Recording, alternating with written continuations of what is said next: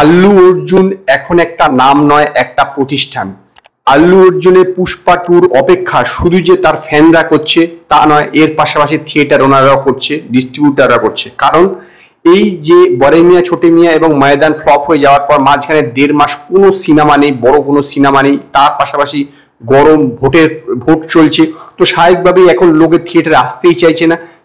একটাই থিয়েটার ওনারদের ডিস্ট্রিবিউটারে একটাই এখন লক্ষ্য হয়ে দাঁড়িয়েছে যে 15ই আগস্ট পুষ্পা টু আসলে যাবতীয় তাদের যা লস হচ্ছে সেটা পূরণ হয়ে যাবে।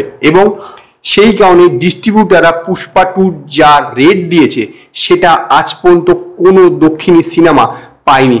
শুধু তাই নয়, রাজামৌলির বাহুবলী 2, RRR, KGF চ্যাপ্টার 2 কোনো সিনেমাই আজ পর্যন্ত রিলিজ করবার আগেই 1000 কোটি টাকার বিজনেস করে ফেলেনি, যেটা পুষ্পা টু ইতিমধ্যেই করে ফেলেছে। ইয়েস, ওয়ার্ল্ড ওয়াইড 1000 কোটি টাকা বিজনেস করে ফেলেছে রিলিজ করবার আগেই।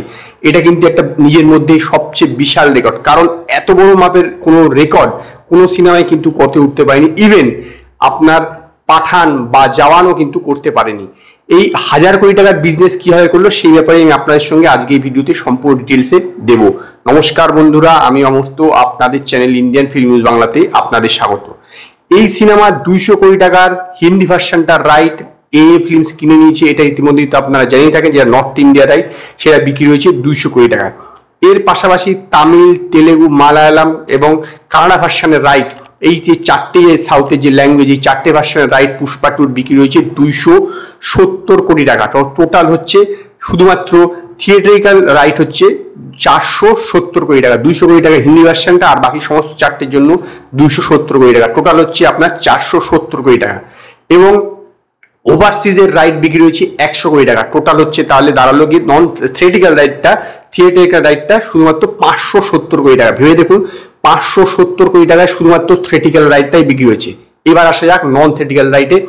নন থিয়েটারিক্যাল রাইটের মধ্যে ওটিটির রাইট নেটফ্লিক্স কিনে নিয়েছে 250 কোটি টাকা, তার সমস্ত ল্যাঙ্গুয়েজের রাইটটা সে কিনে নিয়েছে 250 কোটি টাকা। এবার স্যাটেলাইট রাইট, যে স্যাটেলাইট রাইট আছে, সেই স্যাটেলাইট রাইট এবং মিউজিক রাইট সমস্ত কিছু মিলিয়ে বিক্রি হচ্ছে আরো 200 কোটি টাকা। ইয়েস, আরো 200 কোটি টাকা স্যাটেলাইট রাইট এবং মিউজিক রাইট মিলিত নয়, তার রাইটের পরিমাণ হচ্ছে 200 কোটি টাকা। তো 200 কোটি টাকা এবং 250 কোটি টাকা টোটাল হয় 450 কোটি টাকা। 450 কোটি টাকা হচ্ছে নন থিয়েটারিক্যাল রাইট এবং থিয়েটারিক্যাল রাইটে হচ্ছে 570 কোটি টাকা। এবার যদি দুটোকে অ্যাড করেন তাহলে হয় 1020 কোটি টাকা। ভেবে দেখুন, 1020 কোটি টাকা ইতিমধ্যে প্রযোজকের ঘরে চলে এসছে। মানে ভেবে দেখুন যে এর কি পরিমাণে ক্রেজ, যে 1020 কোটি টাকার বিজনেস করে ফেললো ওয়ার্ল্ড ওয়াইড ইতিমধ্যেই পুষ্পা টু। এখনো পর্যন্ত সিনেমাটা রিলিজ হয়নি, তার মানে কতটা ক্রেজ। ডিস্ট্রিবিউটাররা এটার কিনতে কতটা আগ্রহী, কতটা এর জন্য অপেক্ষা করে রয়েছে যে এত টাকা হাই প্রাইস দিতে রাজি হয়ে যাচ্ছে। তো সেই কারণে এই জন্য এই বললাম যে এই মুভিটা রিলিজ করবার আগে 1000 কোটি টাকার উপরে বিজনেস করে ফেলেছে। যদি আপনাদের এই ভিডিও পছন্দ হয়, ভিডিওটিকে লাইক করুন, কমেন্ট করুন, শেয়ার করুন, আর নতুন নতুন আপডেটের জন্য আমার চ্যানেলকে সাবস্ক্রাইব করুন।